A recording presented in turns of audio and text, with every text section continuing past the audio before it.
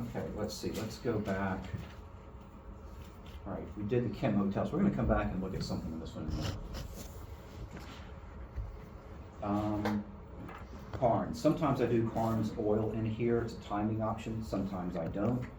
If you read through this one, it says wait 2 years. So do the project now. Don't do it now. Wait 2 years and see what happens. Those are kind of the choices.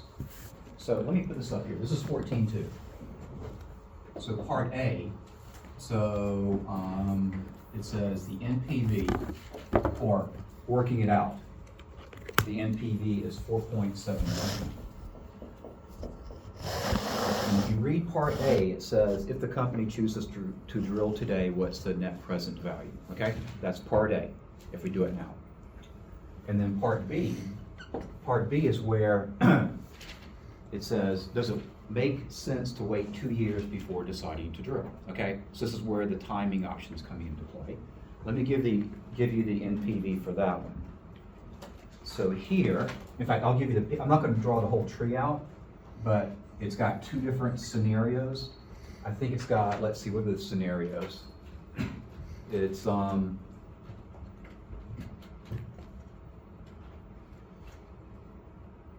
right, they're related to the price of oil. And so either high oil prices, so high cash flows, or low oil prices, low cash flows, okay?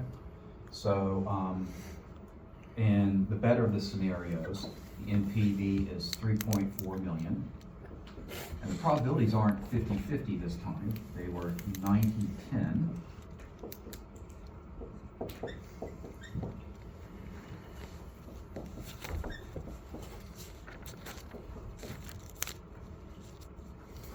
Remember, this is a timing option. So what they're doing is they're waiting 2 years to get a geological report and see what's going to happen, and also compare it to the price of oil. And so they will know if this is negative at that time, that means they would walk away from it. All right, that's the benefit of the timing option. So that becomes 0. And so the expected NPV is 2.74 million. So what is the decision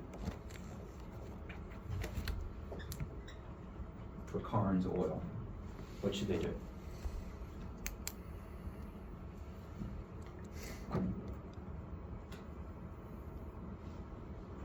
They should do See? They should do A.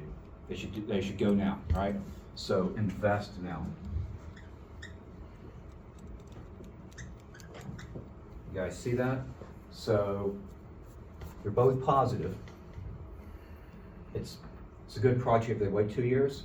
It's a good project if they do it now. It's a better project if they go now than waiting. What's the downside? You've got the risk that the worst of the 2 scenarios could happen. But this takes that into account up here, but you're locked in. Whichever scenario unfolds, you're locked in. Here you can kind of get out of it. Remember what I said though? If you have a timing option, there's an opportunity cost. You're waiting some years before you actually start collecting cash flows, and that lowers the present value of their benefit, right? So further years out, lower present value today. So in this one, waiting those 2 years has lowered the present value so much that it's better just to go ahead today, right? So it's the offset, the opportunity cost is too high on this one. That's what's happening there.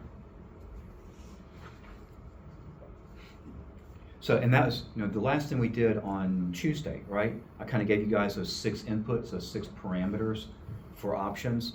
And the last one was opportunity cost. If you wait to invest in a project, you're exercising your timing option, then you're foregoing collecting those cash flows today. It'd be the same thing if you bought an option on a stock. You don't own the stock. So if the stock pays dividends, that's your opportunity cost. You can't collect those cash flows by owning the option, only by owning the stock. But then the option gives you the flexibility of getting a better price if it moves in your favor. Same thing here. So there's a bit of a trade-off with this. All right, let's go back and do something else here. This is going to relate to those 6 different inputs that I gave you guys on Thursday. Let's look at one of them in particular. The most important, so I said there was S, which for a financial option was the stock price, but for a real option, this is the present value of your future cash flows. In other words, it's the benefit of the project, right? Ignoring the option. You have the exercise price, which in a stock option, that's what you pay to buy, or that's what you pay to buy the underlying stock, right? And here, this is the project cost. And so that means, in terms of real options, S minus X is the basic NPV, ignoring any option. And we said, so let's see, higher cash flows should give you a higher present value, higher benefits, and that should lead to a higher NPV. A higher project cost is going to lower your NPV. It's going to make the project look worse. That's where those signs came up. I'm kind of quickly reiterating what we did towards the very end, because we're going to look at part of it on the board using a decision tree analysis. Said a T for the option, say duration. So for Carnes Oil that I had up here, it said wait 2 years, T would be 2 years. The Kim Hotels, they get to wait a year, so T's a year. All right, so it's how long is the option in effect. Remember the FEF, the franchise problem that we did on Tuesday? FEF has 2 years before the franchise comes up for renewal, so there's a 2-year option there, okay? The longer you have on an option, the longer you have for things to move in your favor, or against you, but the longer you have for them to potentially move in your favor, and that's good. I'd rather have 2 years than 2 days, right, for things to move in my favor. Also notice that these things down here don't affect the basic NPV that we had done back in earlier chapters. It only affects the option value, right? So in other words, it would not affect this right here, because that didn't take into account Carnes Oil's timing option to wait 2 years. But this number did take that into account. So it would affect this right here, right? So S and X impact this, but T and the other things I'm going to bring up affect this right here. Let's see, what were some of the other things? We said the risk-free rate. And this has to do with basically your cost of capital.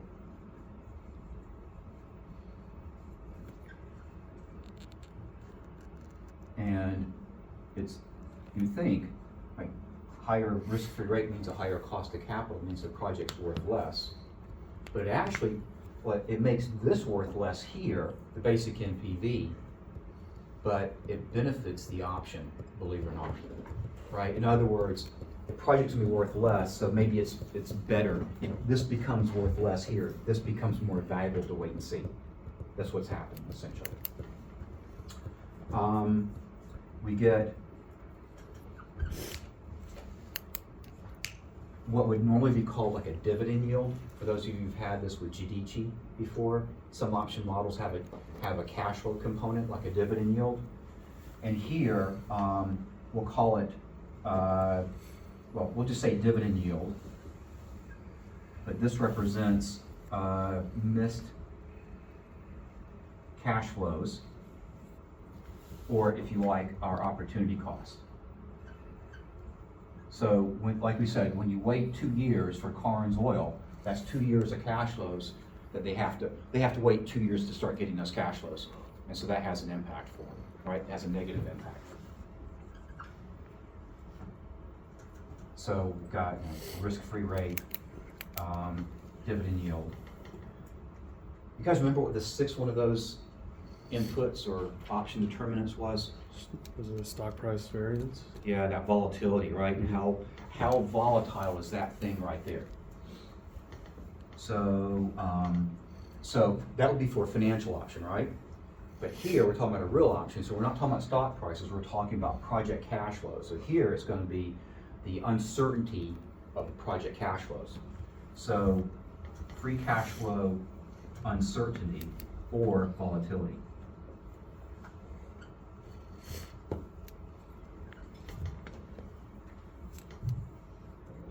If you're trying to think statistically, standard deviation or variance, it's one of those things, right? So we'll put that sigma up here, standard deviation, the of S, which was the stock price for you guys in an investments class. But here, it's the variation of present values free cash flows. What impact did I say that has? Or don't even look at it yet, just Trev. What impact do you think it would have if project got riskier? Would a project be worth more or less if it got riskier? More. Or let me back up. Let's do this. I've got two stocks, right? I got company A and company. It's like Twix, right? Those commercials. Twix A and B, they're identical, but one of them's riskier than the other, right? So Twix A, less risk. Twix B has more risk. Same cash flows, everything's the same except one, less risk, more risk. All right, some more risk here. A, B. Which one would an investor be willing to pay the higher price for? Probably. A, same cash flows, lower risk, right? So higher risk or increases in risk should reduce the value of something because it increases the uncertainty. Now, what did we say about a real option? When the uncertainty goes up, what should happen? You can look in the notes now.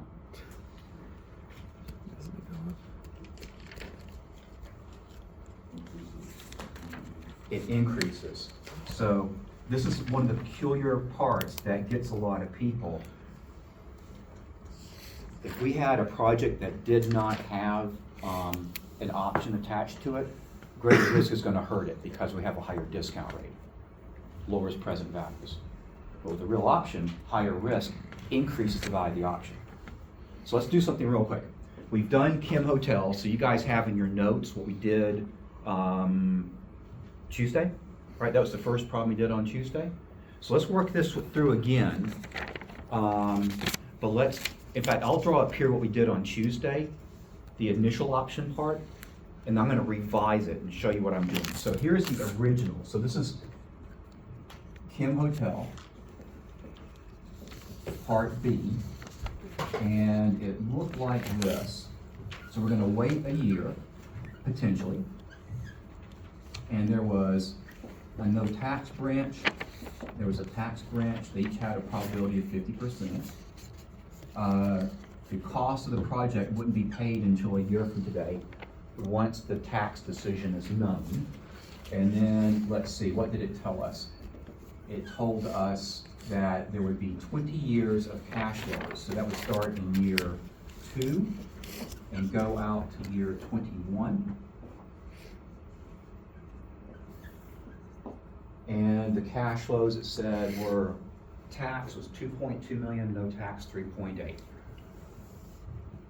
So 3.8 each year. So I'm just kind of refreshing our memory what we had on the board first thing on Tuesday. And we used a discount rate of 13%. And so we got the following. We had NPVs of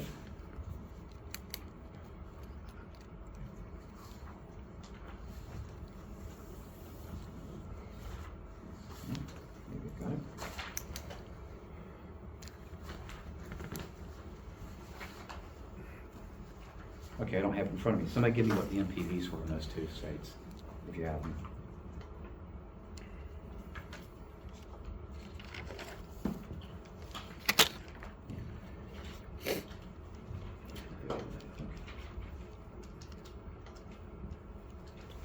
.7 for the top one.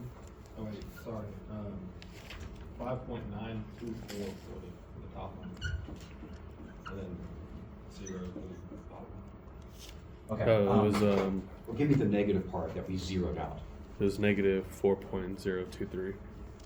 4.023? Yes. Okay, and then we multiplied it by our probabilities, which were 50/50. And of course, we took that negative and we zeroed that out because the whole virtue of the timing decision was to wait and see, right? So that becomes a zero. And so, what do we have here? What was that, 2.9? 16.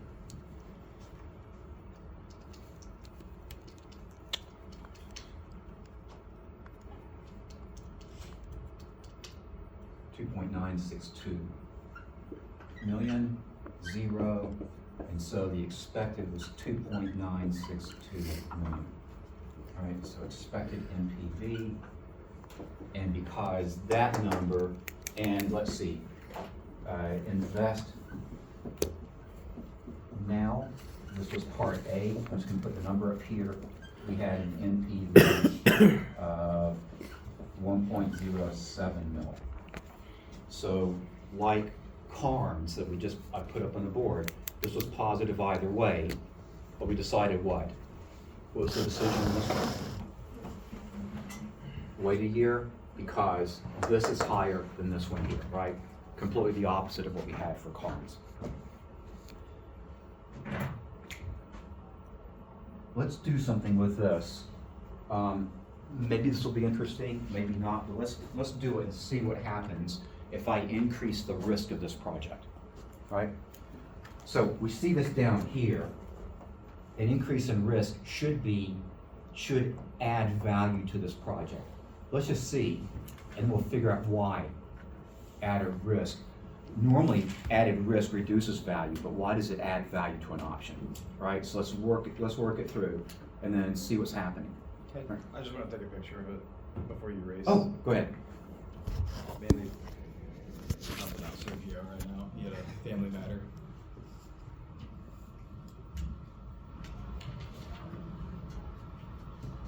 I got dressed better.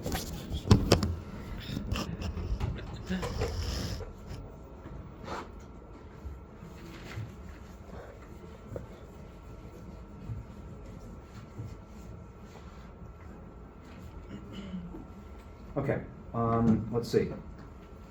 Let's assume, let's see. Let's call this Chem Part C. And I'm gonna make up these cash flows. So this is gonna be a timing option again. So here we are, 20 million there, no tax, and then tax. I could change the probabilities. That would alter things, but let's leave the probabilities alone. The Korean government's flipping a coin, all right, to decide. That's what we're doing. So the cash flow timing's not gonna change. So let's leave that alone too. So I still have this.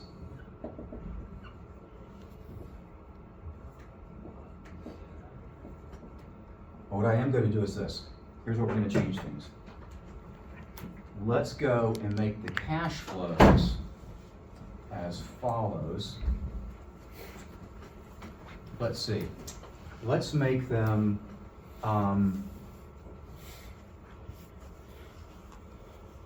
let's make them 5 million here each year. All right, 5. And then on the bottom, so I'm adding 1.2 million, right? And I'm going to take 1.2 million off the bottom ones. So they're both kind of widening out by $1.2 million. So $1 million there. So those are my revised cash flows. And let's see. NPV times probability. Let's see what we get here.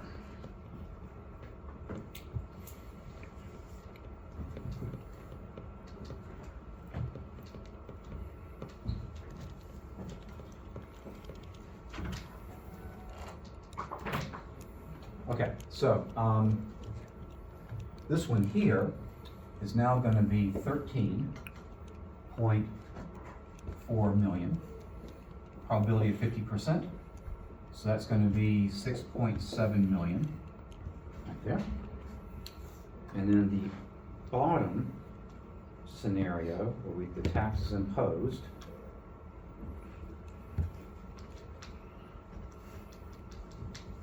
it has an NPV of 11.5, minus 11.5. It's got a 50% chance, but just like we did before, since this is negative, we zero that out. So 0, now we get 6.7 million. That is our expected net present value there. Compared to what? Compared to this number over here.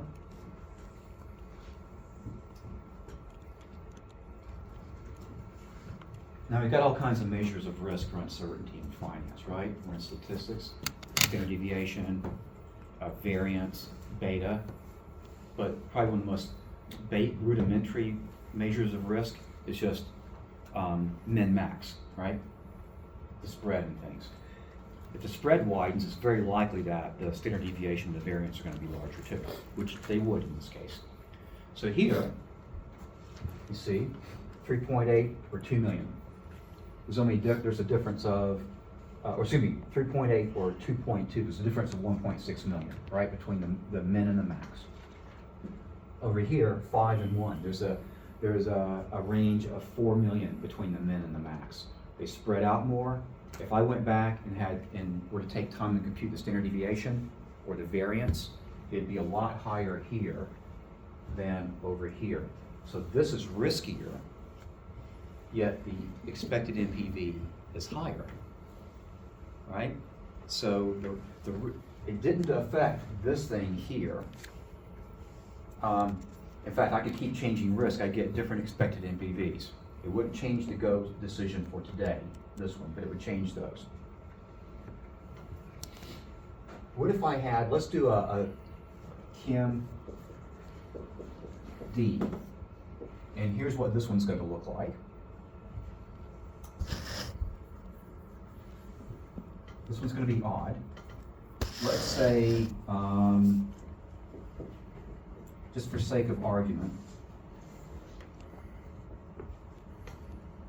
still the same probabilities, still the same timing of our cash flows.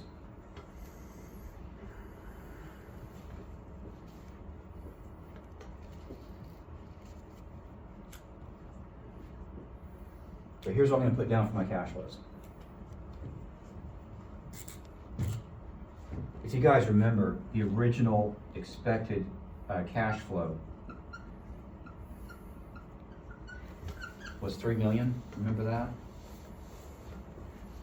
So let's just say that if there's no tax, the cash flows are 3 million, and if the tax is imposed, the cash flows are 3 million. They're gonna give us a tax credit, so we don't have to worry about it, right? So in this case, the NPVs would be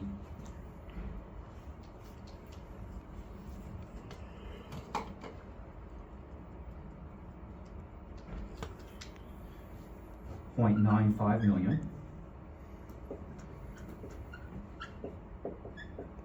and 0.95 million. So that's 0.473 or 0.4725. Let's do that.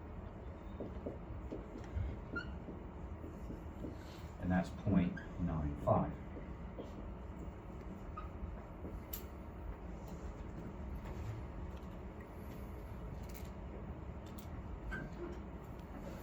So let me point out something. Compare this one here. So here we've got a couple of things going on. How much deviation is there in these two sets of cash flows? There isn't any, right? So keep that in mind. That means this was no risk. Zero risk right here, okay? Now, we didn't incorporate risk in this one either. Yet the NPV is higher here than over here. You think, why is that the case? Because we start the project now. Here we start it 1 year later. If this one had been started in a year, it would have had an NPV of 0.95. It'd been no different. So what I'm trying to get at is that when the cash flows don't deviate in the different scenarios, there's no risk, and you don't get any extra value from the option that's embedded in the project. Options only have value, and that value gets larger and larger as uncertainty increases. So there's no uncertainty here whatsoever. There's our expected NPV. There's some uncertainty here, and our expected NPV's gone up. It's about threefold higher. There's a lot more uncertainty here, and our expected NPV's more than doubled yet again. So when risk increases, the option that's embedded in these projects gets more valuable. And why? Because the option allows us to do things that alleviate the uncertainty. If you have a timing option, it lets you wait and see to resolve the uncertainty before you actually go and actually really do make the investment, right? So Kim Hotels, wait a year to see what happens with the tax. Is it worth waiting a year if we know exactly what the outcome's going to be? No, we either go now or walk away. Why? Because the opportunity cost of waiting is going to lower present values, right? We see that over here, 0.95. So there's got to be some risk that waiting allows us to kind of clear up before we make the final decision. When we had Feth's Fuzzy Hats, that franchise with the growth option, what if Feth goes in and knows it's going to be the good demand scenario? There's no other possibility, or they know it's going to be the poor demand scenario. There's no risk whatsoever. So the growth option really adds, value to this thing. So options only add value when there's risk, and the more risk there is, the higher the option value. So that's kind of what everything I'm trying to do here is to display that point. When oil and gas companies, they have, they'll go and look at potential oil fields. They may go ahead and, like, you get done here, you've had some years out in your career, you bought a lot of land out west. You've got 1,000 acres of land. And you let ExxonMobil you let their geologists onto your property. They do some surveys and they said, you know what? We think you got some oil underneath here.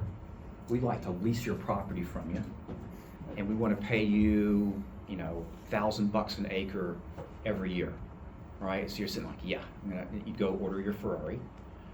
But Exxon doesn't mean they're going to go and start shooting oil wells in their property.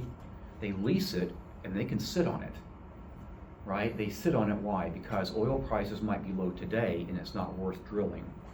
They're hoping oil prices increase in the future, where they make a lot of money by drilling, but they want to go ahead and lock that in today, right? They've created an option for themselves. If Exxon had a crystal ball and they knew exactly what oil prices would be in the future, they wouldn't have to do that, right? So they wouldn't pay you today to reserve your land so they could drill on it in the future. They simply wait to that future date and do it, or start drilling now. So that's one of the side things about real options that's important to understand. If there is no risk, like you're investing in U.S. Treasury securities, risk-free, you would never buy an option to invest in a Treasury because there's no risk associated with them. Okay, let's look at some other things here. I think we've beaten that chapter to death. So let's move on to something else.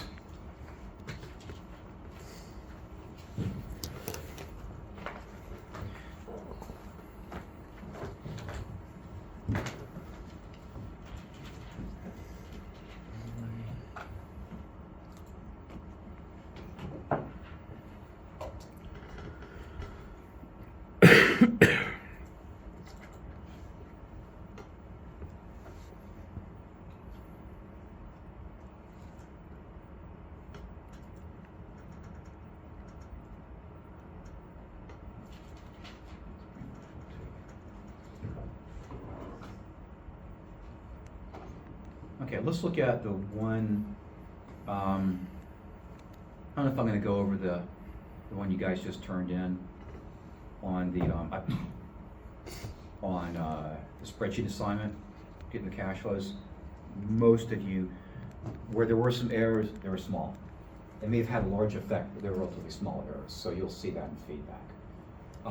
Most of the errors I saw on the capital budgeting assignment were associated with two things.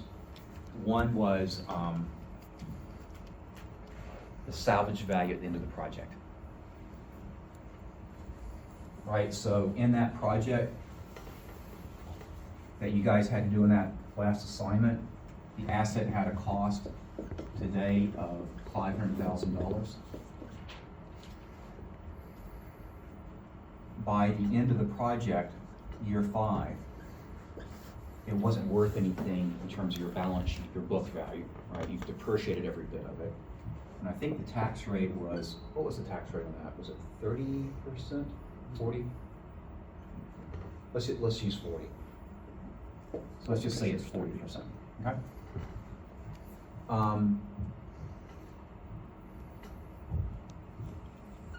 And I gave you guys, so in one of the scenarios, you had a salvage value of $50,000. And so here's the one thing where I did see some errors pop up, enough to kind of bring your attention to it, is on the last year, so this was year 5, you would get your NOPAT.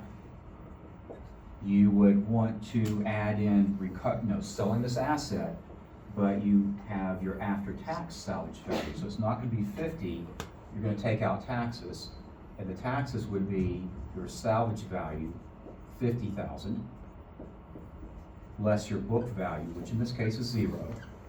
But you're taxed on how much you gain above what it trades at or what it lists at on your balance sheet times your tax rate, so times 0.4. So that would be 20,000 taken out, so 50K minus 20K.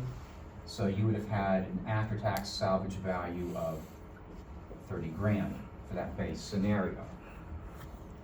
So you would have had your NOPAT, you would have added in that 30 grand for your after-tax salvage value. Actually, you would have added something else in before that. You would have added in depreciation. I almost forgot that again. So add that back in. And then that last year, there was one other thing that you added in. You guys remember what it was?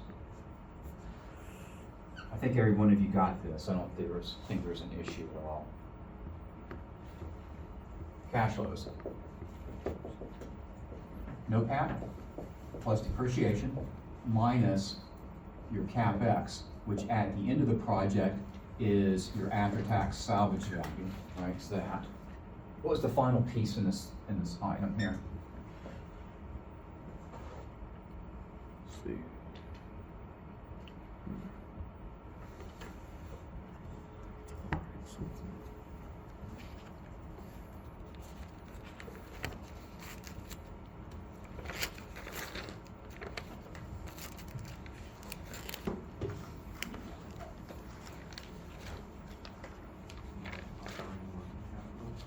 Say again? Changing net operating working capital? Yeah, NOWC, net operating working capital. So change. So early on, you've got up front that investment, right? So an outflow. At the end of the project, you cover it, so you get an inflow back on it. Right, so I think in the assignment, this was $35,000 right here.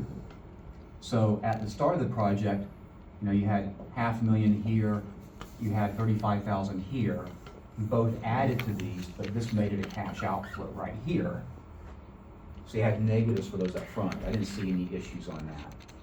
But then on the last year, after-tax salvage value, so say 30 grand, but you're reducing those assets by that, but a negative and a negative means it adds in, right? You're subtracting out negative, so you've reduced your asset, but that's giving you a cash inflow. And then likewise, you recover your working capital, that 35,000, but again, you've reduced your working capital, but by reducing what's really a net asset, you get a cash inflow. So again, you get a cash inflow on it. So that would have gone down here. The change in working capital, the recovery of working capital, down there. Like again, I think most all of you had that.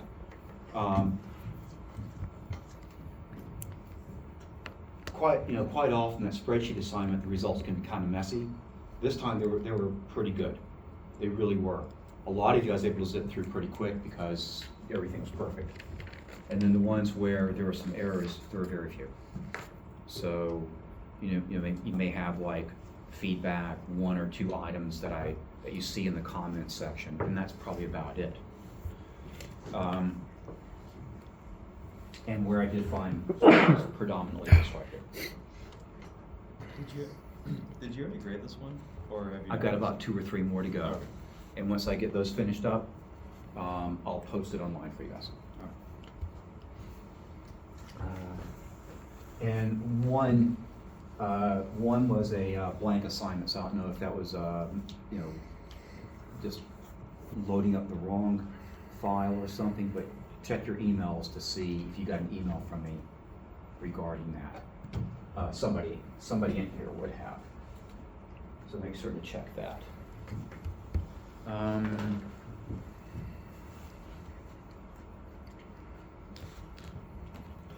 Kim Hotels again. So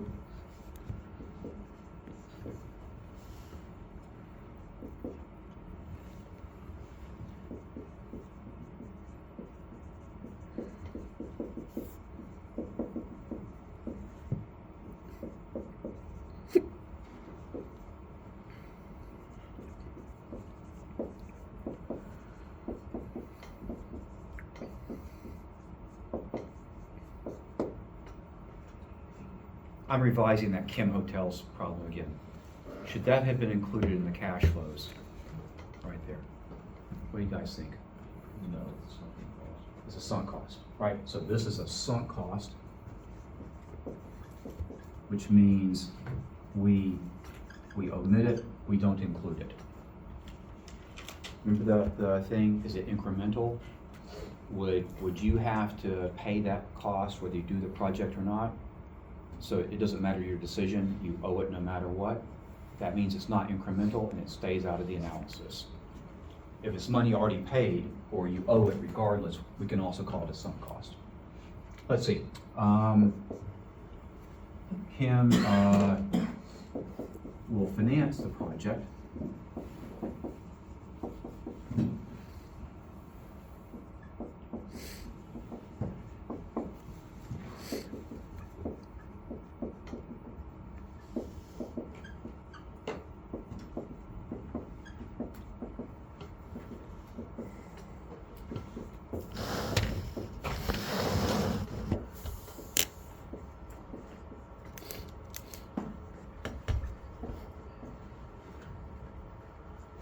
Should Kim have that in their cash flows in analyzing that hotel project? Yes, Yes? How come? because whenever you do the project, you're gonna have to do that. If you don't do the project, it won't happen. It is definitely incremental, but this one you wouldn't. Why?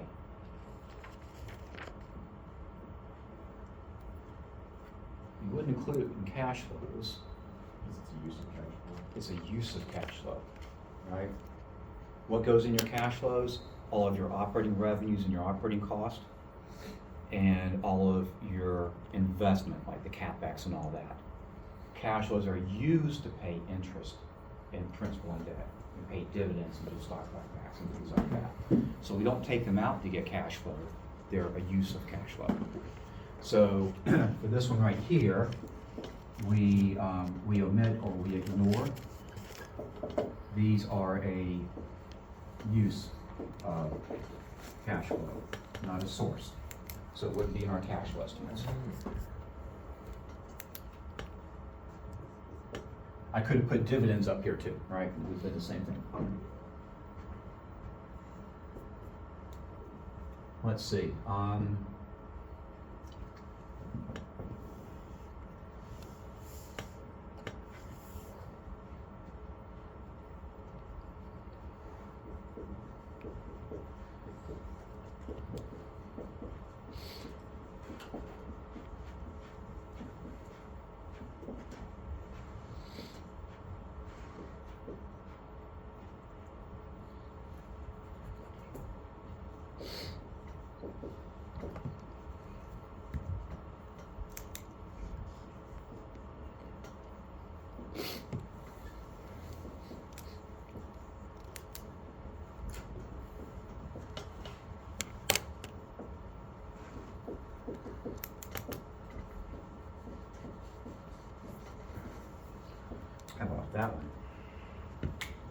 Kim were to go ahead and, if Kim were to invest to build that hotel, it would, Kim has another hotel there already.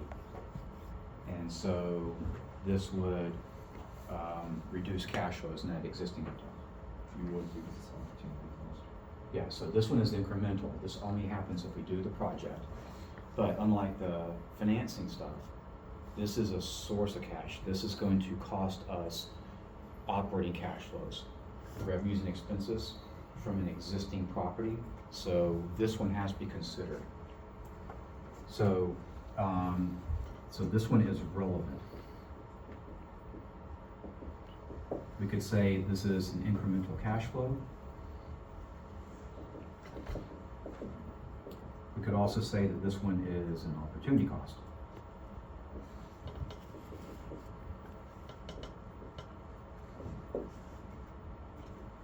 Real quick. So this one's relevant, we have to consider it.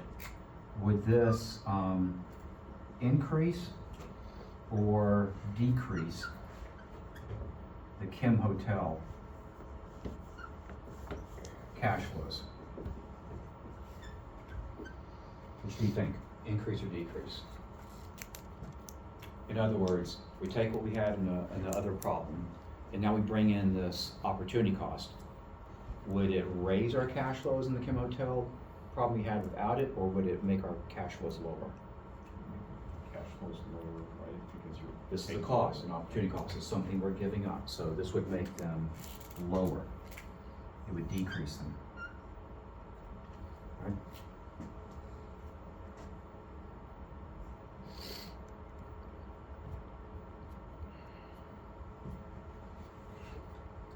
Here's the last one of these.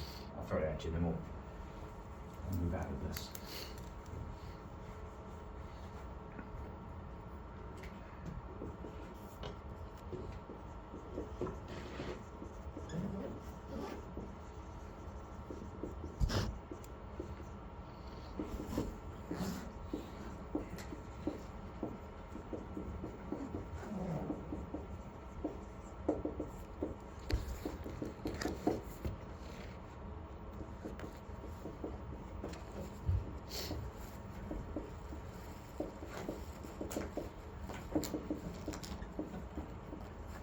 Okay, so here's this one.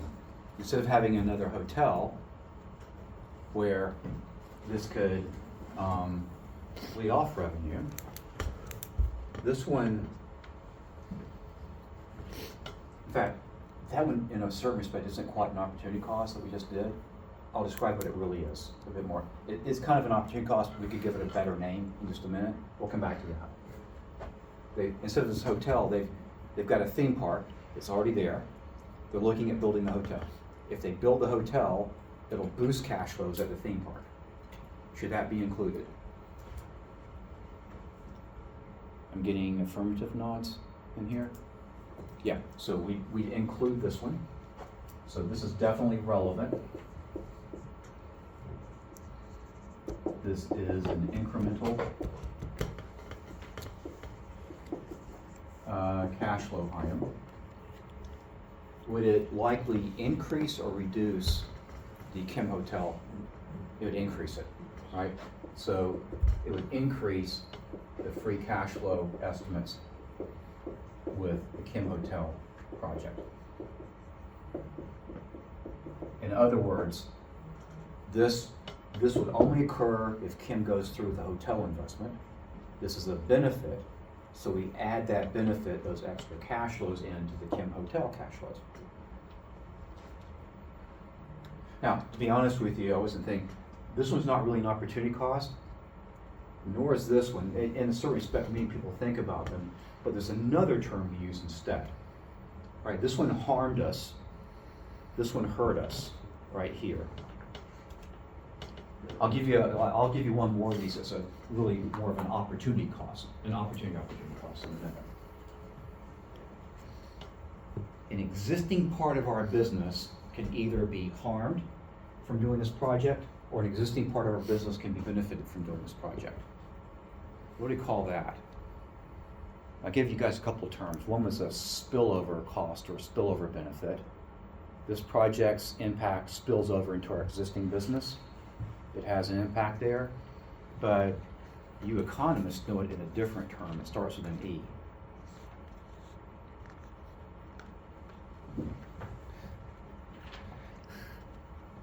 An EX. See? An economies of scale. That doesn't start with an EX. EXT. You start using the Jeopardy sign up here. Externalities. This is externality. We say internality? Yeah, it is. Okay. It's like- As soon as- Nah, as I'm not soon as eating the that. externality in my head, you said it. So this is a positive positive externality.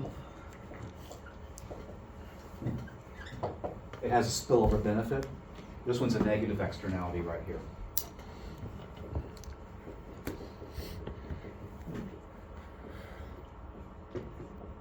I don't know if I use this term or not. Negative externalities are often referred to as cannibalization. When you do this if you do this project, it cannibalizes your existing business. It reduces its value because it takes money that customers would spend in your existing products and it diverts them to the new thing, right? I'm not going to go to Korea and stay in both your hotels. And your new hotel is going to be newer, nicer, so I'll stay in it instead of the old hotel. So the old hotel is going to start to lose revenue as a result, and its cash flows will be hurt. And so, but it won't be hurt if we don't do the hotel. So we've got to consider that cost to the existing business, right? The totality of what happens to our overall firm.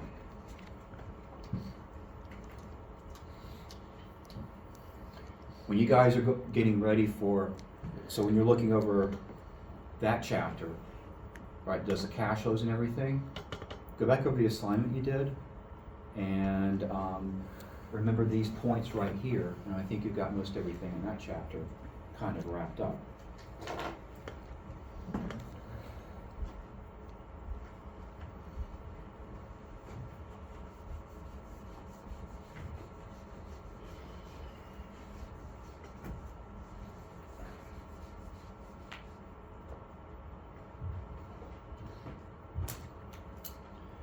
In the chapter prior, the first capital budgeting chapter has NPV and all that stuff. Make certain you can work all the math, right? So you had NPV, IRR, payback period, modified IRR, equivalent annual annuity, replacement chain NPV, and profitability index, PI. Those seven things. Okay?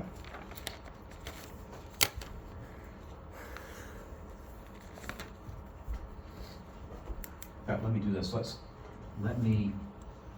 just going to shift these up a little bit.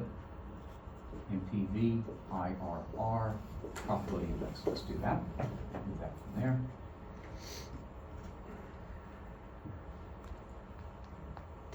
Let's just look at those on the top, above the line real quick. If I've got a bunch of independent projects, what does that mean? I've got 10 projects that are independent. What does that mean? They can all be done at the Yeah. same time. They're not reliant on one another, or Yeah. they're not mutually exclusive. So my decision on A is independent of B and independent of C, right? So if they're all positive, I want to take all of them, right? So if only the first 7 have a positive NPV, I want to take those first 7. So let's see. The rule would be what?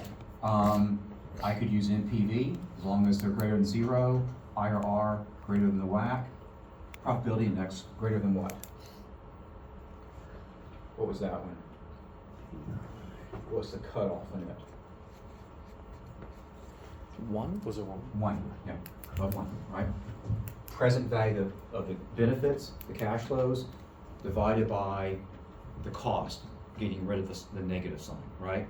So if the present value of the benefit, if the cost is $1 million and the present value of the benefits is $1,000,001, then you've got a profitability ratio of 1.1. You're earning $1.10 in present value for every dollar of cost, a 10% return. What did we say about this? If they're independent, it doesn't matter if you use NPV, IRR, or profitability index, it'll give you the same decision, because they're independent, right? So you can use any, you get the same outcome. Which one was the one where if you had to put them head to head? Yes. Was it MPV? What was that called? I've got 10 projects, I can only take the single best. It's mutual exclusive, right? So mutual exclusive. Now, we only did this with NPV and IRR, but we found which one, we could get a conflicting decision here, right?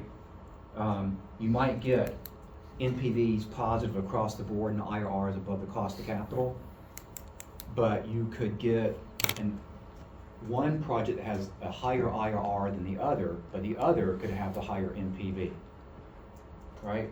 Which did we go with? NPV. NPV, right? So here, we want to use the NPV rule. You guys remember why we said that? It wasn't arbitrary. What did we say? What was the motivation for not using IRR or something else? What does the NPV tell us? Like if NPV is $250,000, what's the economic significance of that for the firm that might do the project? Will increase the firm's value By that NPV, right? So that NPV is how much you should see the value of the firm go up by the minute the public knows and they start buying your shares of stock and bidding its price up. So if you've got two projects, for example, B has the higher IRR, but A has the higher NPV, I'd rather see my firm value go up by more than less. So I'd rather have the higher NPV. So always defer to this one when you get mutual exclusive. Over here, it doesn't matter. Here it does. This is something I don't think we did, but let's think about it real quick. Let me give you an example of, this is going to be two mutual exclusive projects, okay?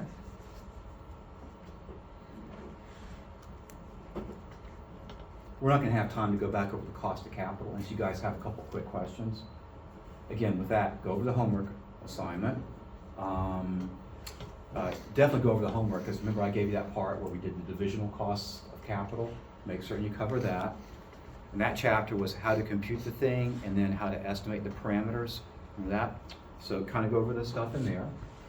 Let's see, let's say we've got mutual exclusive projects. We've got A and B, and we've got the following. NPVs are 2 million and 2.5 million. Oh, no, let's not do that. 2 million and 2 million. 2 and 2. IRRs, let's make it,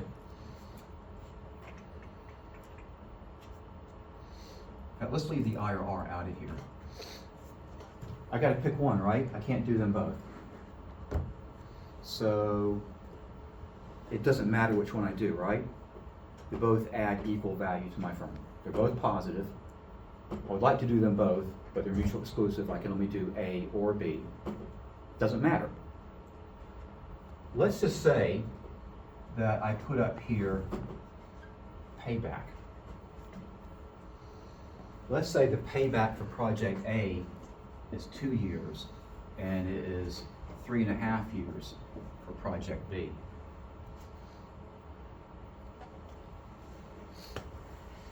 And let me add a third project up here. C.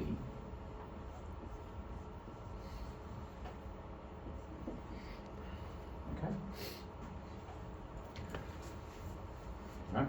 I've got to pick the single best project, A, B, and C. Is that negative?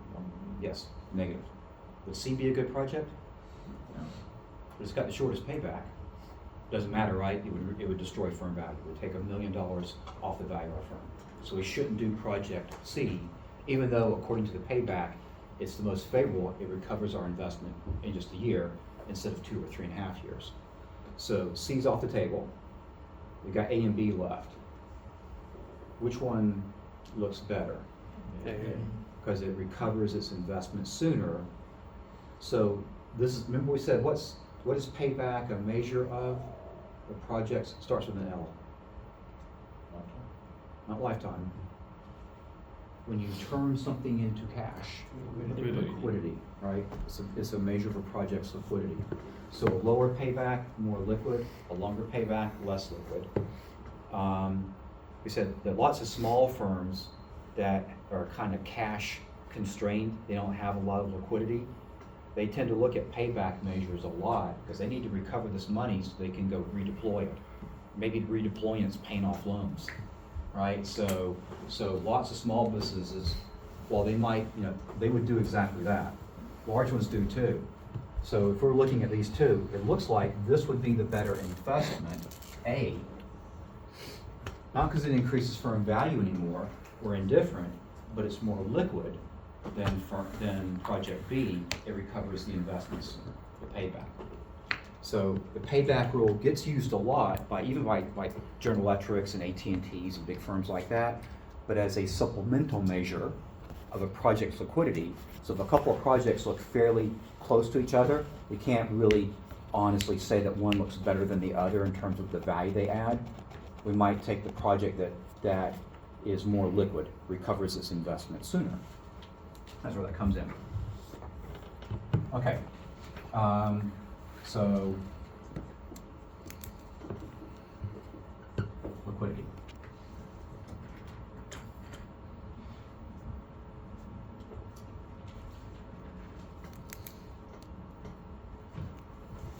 Let me mess this one up a little bit. I'm gonna throw one at you here. So let's say 5 million. Nope, no. Let's make that 1 mil there.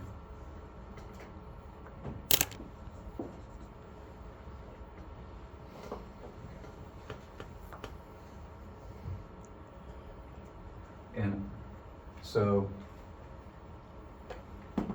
B should be the better project here, right?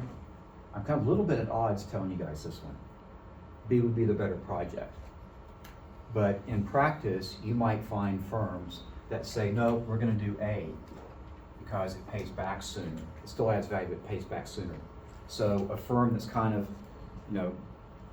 whose credit rating is particularly poor, they gotta pay their debt off soon, right? They might be in trouble. So firms that are a high credit risk are the ones that tend to have more liquidity problems. And that's one of the reasons they have high or low credit ratings and high risk is cash problems, liquidity problems. They sometimes will give up value in a project in order to capture one that's more liquid. Don't read too much into that. Because if you got in a test, I didn't say anything about small firms with a cash constraint, and you pick the project has a lower payback, but also lower NPV, you might get deemed on that one, right? So for us in here, it's still higher NPV wins out, but as a practical matter, there will be firms you guys may come across in practice that may defer to the lower payback because they need the money soon, right? It's just such a critical issue for them. Let's see. What's the one situation we should go to the extra tool for using the modified internal rate of return? When does that occur? When you've got multiple what?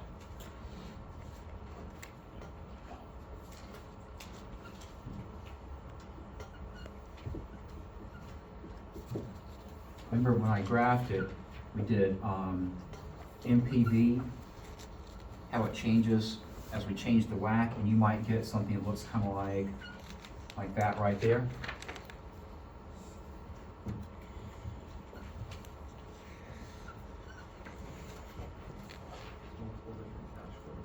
Yeah, so multiple cash flows change signs multiple times, right? They go from positive to negative to positive, or negative, positive, negative, or they change. So a good example, it would be a new oil field investment.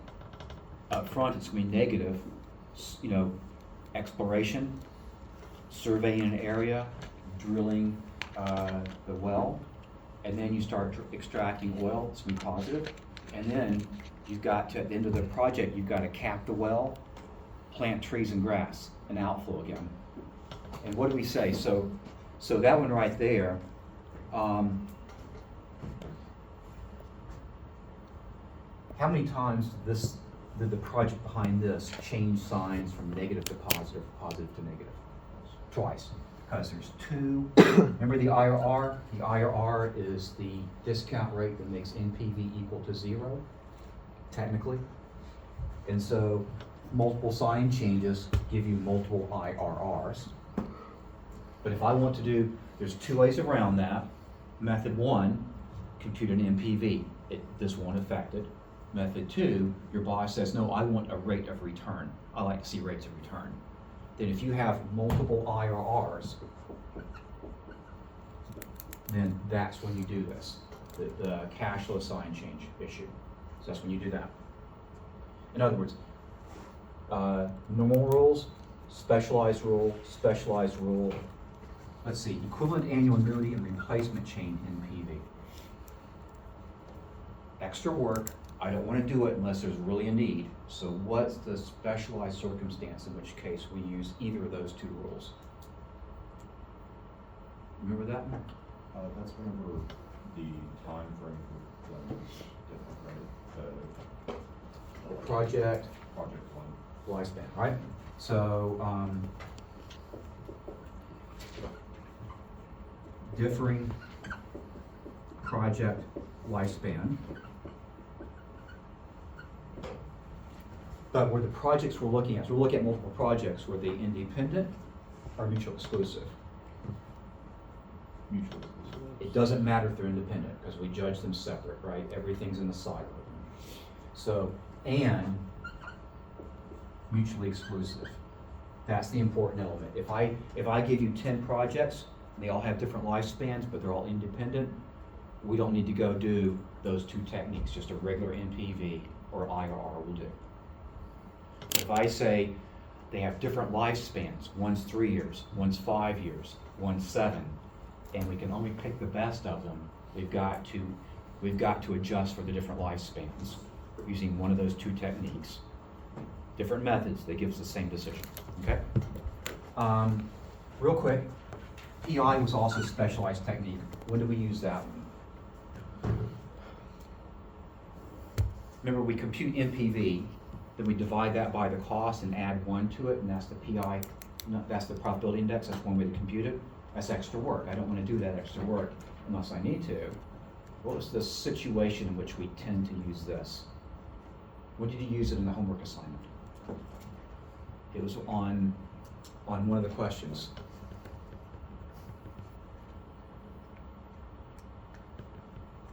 Each of those first 5 projects cost you $1,000, and you had $2,000 you could spend. You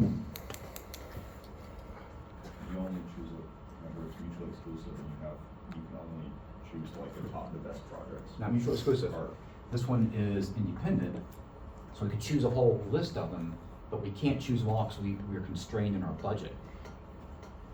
So independent plus a budget constraint.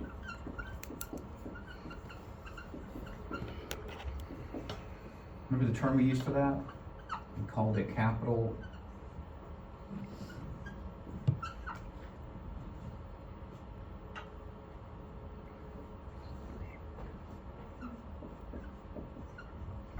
I can't do Jeopardy with you again today, Okay, guys. So what's today? Today's Thursday, so test is on Tuesday. Cost of capital chapter, 2 capital budgeting chapters, the real options chapter. All right, go over the homeworks, go over stuff we did in class. Same format that we had the last test, right? So you could have an equation sheet, 1 page, equations only. You can load it up, whatever, just equations on there. And then if you have any questions, come by, see me or email me, I'll get back with you as soon as I can. I won't be around tomorrow. But if you email me, I'll be at the computer. I'll be able to get back with you pretty quickly, okay? Otherwise, I'll see you on Tuesday. Study the homeworks, right? Yeah, definitely. Okay, definitely go over it. And each of the homeworks, you know, after the due dates, I post this.